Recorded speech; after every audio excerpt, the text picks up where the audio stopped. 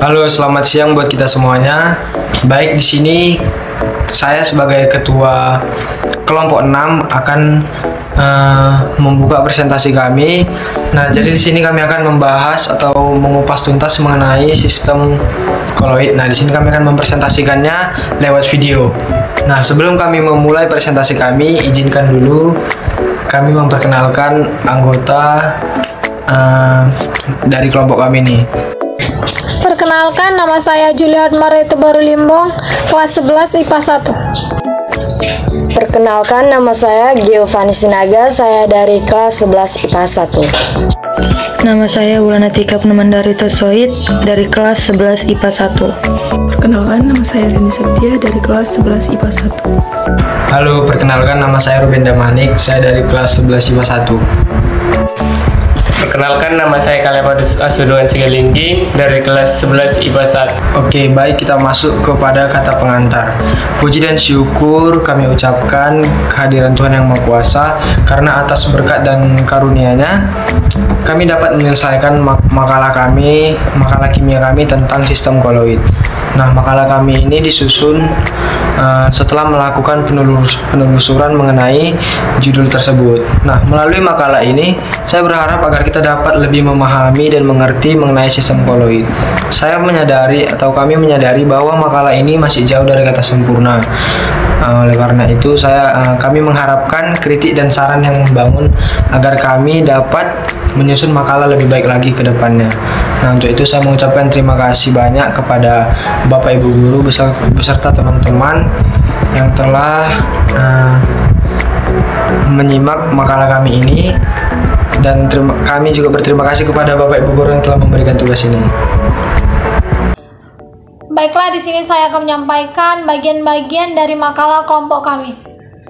Kita masuk ke bab 1 pendahuluan. Di bab 1 pendahuluan berisi latar belakang. Sistem koloid merupakan topik yang sangat penting dalam ilmu kimia fisik.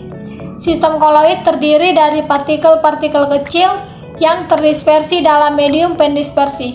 Partikel koloid memiliki ukuran antara 1 sampai 1000 nanometer dan dapat terdiri dari molekul, ion, atau partikel padat kecil. Studi tentang sistem koloid memiliki implikasi yang luas dalam berbagai bidang, termasuk bidang makanan dan minuman, farmasi, kosmetik, cat, dan teknologi material. Oleh karena itu, pemahaman yang baik tentang sifat dan perilaku sistem koloid sangatlah penting. Dalam sistem koloid, partikel-partikel kecil terdispersi dalam medium pendispersi membentuk fase dispersi dan fase pendispersi. Fase dispersi adalah fase yang terdispersi atau tersebar dalam bentuk partikel-partikel kecil di dalam fase pendispersi. Contoh umum dari sistem koloid adalah koloid sol, yaitu terdiri dari partikel padat yang terdispersi dalam medium cair. Koloid sol memiliki berbagai aplikasi dalam industri, seperti penggunaan pigmen dalam cat dan tinta, penggunaan emulsi dalam produk dan makanan, dan penggunaan suspensi dalam obat-obatan. Rumusan masalah. Berdasarkan latar belakang tersebut, beberapa rumusan masalah pada makalah kami. Yang pertama adalah apa itu sistem koloid? Yang kedua, bagaimana partikel koloid terbentuk? Yang ketiga, apa saja karakteristik sifat-sifat partikel koloid? Yang keempat, bagaimana interaksi antara partikel koloid mempengaruhi sistem koloid? Dan yang terakhir adalah bagaimana pengaruh sistem koloid terhadap bidang-bidang ilmu lainnya seperti industri, lingkungan, dan kesehatan. Tujuan makalah kami adalah sebagai berikut. Yang pertama, menganalisis dan menjelaskan konsep dasar sistem koloid. Yang kedua, menyajikan pemahaman tentang karakteristik sifat-sifat partikel koloid. Yang ketiga, membahas mekanisme interaksi antara partikel-partikel koloid. Dan yang terakhir adalah menjelaskan pengaruh sistem koloid terhadap bidang ilmu terkait. Manfaat dari makalah kami adalah yang pertama, meningkatkan pemahaman tentang sistem koloid bagi para pembaca yang ingin mempelajari bidang ini. Yang kedua, menyediakan dasar pengetahuan yang berguna bagi para ilmuwan, peneliti, dan praktisi di berbagai bidang ilmu terkait. Yang ketiga, memperluas pemahaman tentang penerapan sistem koloid dalam industri, lingkungan, dan kesehatan. Dan yang kelima adalah menginspirasi peneliti lebih lanjut untuk mengatasi tantangan dan meningkatkan pemahaman tentang sistem koloid. Selanjutnya sistem dispersi. Sistem dispersi terbagi menjadi 3, yaitu suspensi, larutan, dan koloid. Dapat dilihat berupa sifat-sifat suspensi, yaitu campuran heterogen terdiri dari 2 atau lebih zat, menunjukkan efek Tyndall karena partikel yang besar. Suspensi tidak stabil karena partikel yang mengendap di dasar larutan tentu untuk sementara waktu. Contoh dari suspensi yaitu minyak dikocok dalam air, debu di udara, dan jelaga di udara. Ciri-ciri suspensi adalah mengalami 2 fase, dapat disaring. Suspensi tidak stabil, itu dapat berarti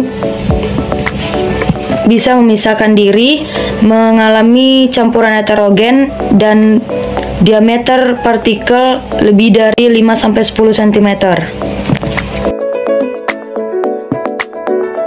2. Larutan. Oleh karena itu, partikel zat terdispersi dengan medium pendispersinya hampir sama. Sifat zat pendispersinya dalam larutan akan terpengaruh dengan adanya zat terdispersinya. Contoh larutan yaitu larutan gula, larutan garam, spiritus, alkohol 70%, dan larutan cuka. Ciri-ciri larutan yaitu tidak dapat disaring, mengalami 1 fase, sifat antar zat stabil, bersifat homogen, dan diameter partikel kurang dari 7 cm. Yang ketiga yaitu koloid. Koloid adalah atau berasal dari kata kolia dan dalam bahasa Yunani yang berarti lem. Istilah koloid dikemukakan oleh Thomas Graham pada tahun 1861. Berdasarkan pengamatannya terhadap gelatin yang merupakan kristal tetapi sulit mengalami difusi. Ciri-ciri koloid yaitu dapat disaring, mengalami 2 fase, sifat antar zat stabil, campurannya heterogen, dan partikel diameternya lebih dari 10,5 sampai 10,7 cm. Baik, sekarang kita masuk ke dalam beberapa jenis koloid. Nah, yang pertama itu fase terdispersinya padat, medium pendispersinya padat. Nah, itu disebut sebagai sol padat. Contohnya itu ada mutiara dan kaca warna. Nah, selanjutnya itu ada fase terdispersi cair, medium pendispersinya padat, itu disebut emulsi padat. Contohnya itu seperti keju dan mentega. Nah, selanjutnya ada fase terdispersi gas, kemudian medium pendispersinya padat. Nah, itu disebut sebagai buih padat. Contohnya itu ada batu apung dan kerupuk. Nah, selanjutnya ada fase terdispersi padat, medium pendispersinya cair, itu disebut sebagai sol. Nah, contoh sol ini ada pati dalam air, cat, dan juga tinta. Nah, selanjutnya ada fase terdispersi cair, kemudian medium pendispersinya cair juga. Nah, itu disebut sebagai emulsi. Contoh emulsi ini ada susu, mentega, dan santan. Selanjutnya itu ada fase terdispersi gas, medium pendispersinya cair, kemudian itu disebut sebagai buih. Buih ini contohnya ada krim dan juga pasta. Nah, selanjutnya ada fase terdispersi padat, medium pendispersinya itu gas, kemudian itu disebut sebagai aerosol padat. Contohnya itu ada debu dan asap. Nah, selanjutnya atau yang terakhir itu ada fase terdispersi cair, medium pendispersinya itu gas, dan itu disebut sebagai aerosol cair. Nah, contoh dari aerosol cair ini adalah awan dan kabut. Oke, sekian dari beberapa jenis koloid. Kita masuk ke dalam materi selanjutnya. Oke, baik, kita sekarang masuk ke dalam sifat-sifat koloid. Nah, jadi sifat-sifat koloid itu ada 6. Nah, di sini saya pertama akan membahas sifat yang pertama, yaitu efek Tyndall. Nah, jadi sebelum kita membahas mengenai efek Tyndall ini, efek Tyndall ini ditemukan oleh John Tyndall.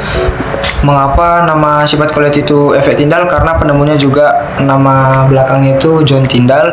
Ditemukan pada tahun 1820 sampai 1893. Nah, jadi John Tyndall ini seorang ahli fisika Inggris yang dia itu menemukan jika suatu berkas cahaya dilewatkan pada sistem koloid, maka berkas cahaya tadi akan tampak. Namun, jika berkas cahaya yang sama dilewatkan pada larutan sejati, berkas cahaya tadi tidak akan tampak. Nah, jadi bisa kita simpulkan bahwa efek Tyndall itu adalah penghamburan cahaya oleh partikel-partikel koloid.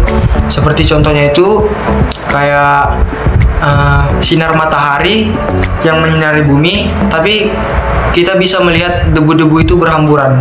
Nah, ketika debu-debu tadi berhamburan di udara dan mereka terlihat karena pengaruh cahaya matahari, itulah tadi yang disebut dengan efek Tyndall, yaitu penghamburan cahaya oleh partikel-partikel koloid.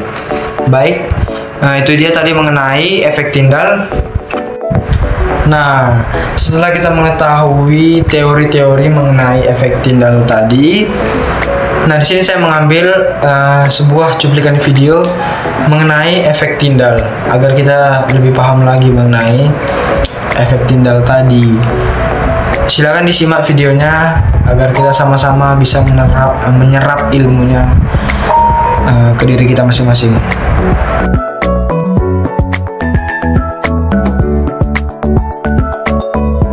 Kita sekarang lanjut ke sifat-sifat koloid yang kedua, yaitu ada gerak Brown. Nah, gerak Brown ini merupakan gerak partikel-partikel koloid yang senantiasa bergerak lurus tetapi tidak menentu. Jadi geraknya itu acak-acakan gitu. Nah, bila koloid diamati di bawah mikroskop, di mikroskop ultra, maka kita akan melihat bahwa partikel-partikel tersebut akan bergerak membentuk zigzag. Pergerakan zigzag ini dinamakan dengan gerak Brown. Nah, terjadinya gerak Brown ini karena partikel-partikel pendispersi ini bergerak menumbuk atau melontarkan atau menggesekkan partikel-partikelnya kepada partikel-partikel terdispersi. Jadi partikel-partikel terdispersi yang terkena tumbukan oleh partikel-partikel pendispersi akan terlempar atau terdampar atau terlontar ke partikel-partikel terdispersi lainnya. Nah, kejadian itu terus-menerus terjadi sehingga membentuk gerak Brown lurus, tetapi zigzag, dia acak, tidak menentu dia. Nah, kita lanjut sekarang ke sifat-sifat koloid yang ketiga, yaitu ada adsorpsi. Nah, adsorpsi ini adalah proses penyerapan atau tepatnya penyerapan ion oleh partikel koloid. Nah, karena ukuran luas partikel koloid ini yang cukup besar, jadi dengan begitu ion dapat menempel di permukaannya, baik ion positif maupun ion negatif. Jadi yang menempel di permukaan partikel koloid ini bisa ion positif, bisa ion negatif. Nah, jadi koloid ini pun dapat bermuatan sesuai ion yang telah diserap. Nah, peristiwa adsorpsi ini menyebabkan partikel-partikel koloid ini jadi bermuatan listrik. Makanya ketika partikel-partikel koloid ini diletakkan dalam medan listrik, maka partikel-partikel koloid ini akan bergerak menuju muatan listrik yang berlawanan dengan muatan partikel tersebut. Misalnya partikel koloid ini bermuatan negatif, maka partikel tersebut akan bergerak menuju medan-medan listrik yang bermuatan positif. Jadi dia akan mencari lawan pasangannya. Nah, itu tadi disebut sebagai elektroforesis. Nah, selanjutnya kita masuk ke dalam sifat-sifat koloid yang keempat, yaitu koagulasi. Nah, koagulasi ini dapat terjadi karena pengaruh pemanasan, pendinginan, penambahan elektrolit, pencampuran koloid yang berbeda muatan karena elektroforesis. Nah, jadi beberapa pengaruh tadi itulah yang menyebabkan terjadinya koagulasi.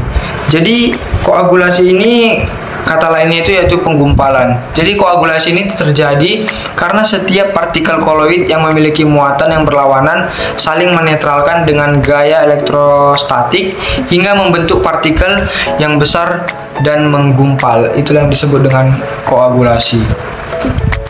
Oke, kita lanjut masih dengan materi sifat-sifat koloid koagulasi.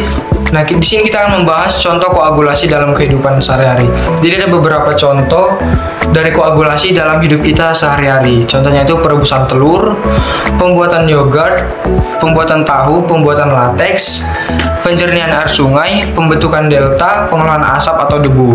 Nah, nanti akan dibahas oleh teman saya beberapa contoh tadi tersebut lebih detailnya. Nah, jadi itu saja yang mungkin bisa saya sampaikan. Saya pribadi mengucapkan terima kasih. Selamat pagi dan salam sejahtera bagi kita semua. Perkenalkan, nama saya Reni Septia. Di sini saya akan melanjutkan materi selanjutnya mengenai sifat-sifat koloid. Adapun yang akan kami bahas dalam kehidupan sehari-hari yaitu yang pertama, ketika aliran udara atau gas dengan partikel bermuatan melewati ruang di antara elektroda, partikel tersebut terionisasi, yaitu mendapatkan muatan listrik. Partikel bermuatan ini kemudian tertarik oleh medan listrik yang ada di antara elektroda. Partikel tersebut ditarik ke elektroda yang berlawanan bermuatannya. Sementara udara atau gas yang telah dibersihkan melanjutkan alirannya. Yang kedua, setelah proses tersebut ialah partikel yang teradsorpsi oleh elektroda akan membentuk lapisan debu atau lapisan asap pada permukaan elektroda. Untuk menjaga efisiensi penyerapan debu atau asap yang tinggi, lapisan tersebut harus secara berkala dibersihkan atau dihilangkan. Biasanya ini dilakukan dengan menggunakan sistem deteksi lapisan debu atau asap yang otomatis, diikuti dengan proses pembersihan yang dapat meliputi getaran mekanis atau pembersihan dengan udara bertekanan. Peristiwa kimia yang dapat menyebabkan terjadinya koagulasi, misalnya yang pertama, pencampuran koloid yang berbeda muatan. Jika sistem koloid yang berbeda muatan dicampurkan, akan menyebabkan terjadinya koagulasi dan akhirnya mengendap.